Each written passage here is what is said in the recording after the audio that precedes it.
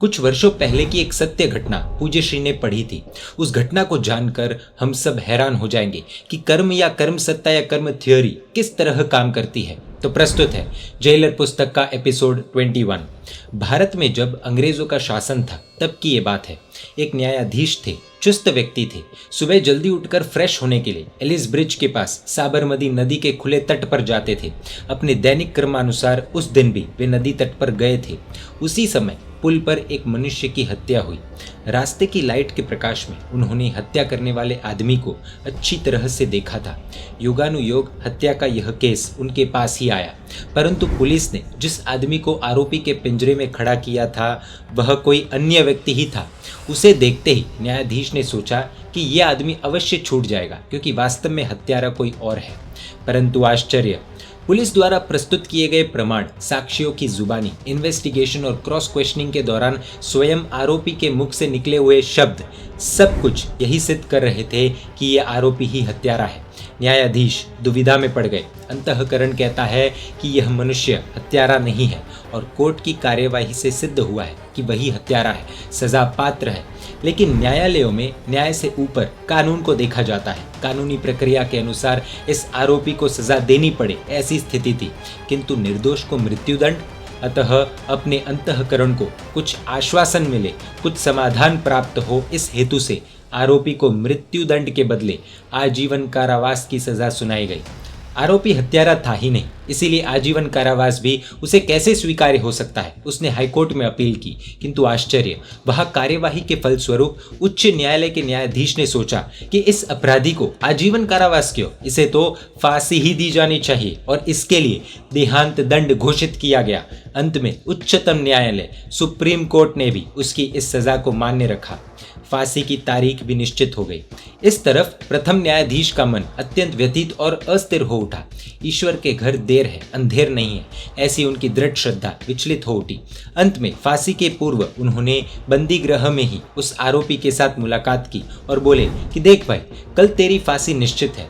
तेरे केस पर अब पूर्ण विराम का चिन्ह लगा दिया गया है और मैं भी तेरे पास इस समय एक न्यायाधीश के रूप में नहीं बल्कि एक जिज्ञासु व्यक्ति के रूप में आया हूँ। इसीलिए हम जो भी बात यहाँ पर करेंगे उसका न्यायालय की दृष्टि से कोई भी मूल्य नहीं है, ऐसा तू निश्चित समझना। अगर इस बात से तू सहमत है और इस कारण से सत्य हकीकत मुझे बताने के लिए तैयार है तो मैं तुझसे कुछ पूछना चाहता हूँ, क्योंकि तेरे केस के कारण मेरे मन में बड़ी उथल पुथल हो रही है।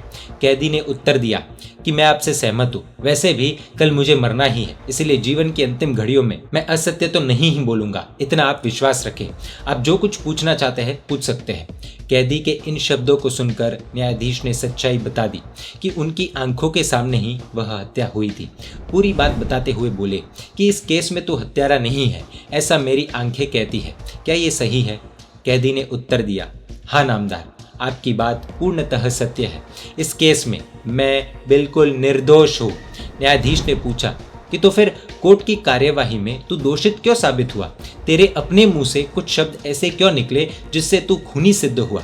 इतना ही नहीं, सहानुभूतिवश मेरे द्वारा दी गई आजीवन कारावास की सजा फांसी में कैसे परिवर्तित हो गई? इस विषय में तुम्हारा क्या कहना है? आंखों में आंसुओं के साथ कैदी ने कहा कि नामदार, जीवन की अंतिम घड़ियों में मैं असत्य नहीं बोलना चाहता, पाप छुपाना नहीं चाहता।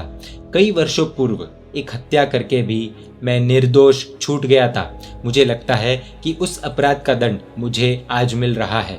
यह उत्तर सुनते ही न्यायाधीश के आश्चर्य का पार नहीं रहा। इन शब्दों से न्यायाधीश की ईश्वर के न्याय के प्रति श्रद्धा दृढ़ हुई।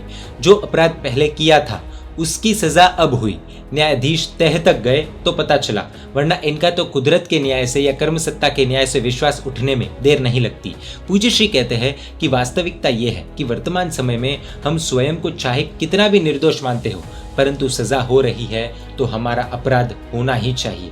वर्तमान समय का नहीं तो अतीत का ही सही, बिना अपराध कोई सजा होती ही नहीं। और अगर सजा हमारे अपराध की है तो उसका अमल करने वाला व्यक्ति जेलर ही होना चाहिए, और अगर वह जेलर ही है तो उसे दुष्ट नहीं मानना चाहिए, उससे बदला लेने का विचार भी नहीं करना चाहिए। अब एक प्रश्न यहाँ पर उठता है कि हम भी तो जेलर हो सकते हैं। हमने किसी को थप्पड़ मारी तो हम भी तो जेलर का काम कर रहे हो, ऐसा भी हो सकता है ना? इस शंका का समाधान हम देखेंगे अगले भाग में, यानी कि एपिसोड 22 में। Jailer book is now available in 6 languages: English, Hindi, Kannada, Tamil, Marathi, Gujarati.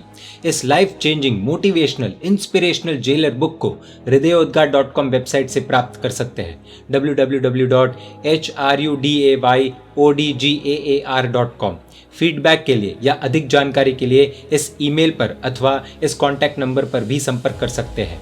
Jain media पर ऐसे वीडियोस आते रहेंगे। देखने के लिए आपको Jain media YouTube channel subscribe कर नोटिफिकेशंस के लिए बेल आइकन प्रेस करना होगा। आप हमें फेसबुक और इंस्टाग्राम पर भी फॉलो कर सकते हैं। परमात्मा के आज्ञा विरुद्ध कुछ भी कहा हो तो मिच्छामि दुक्कडम। जय जिन शासन, जय महावीर।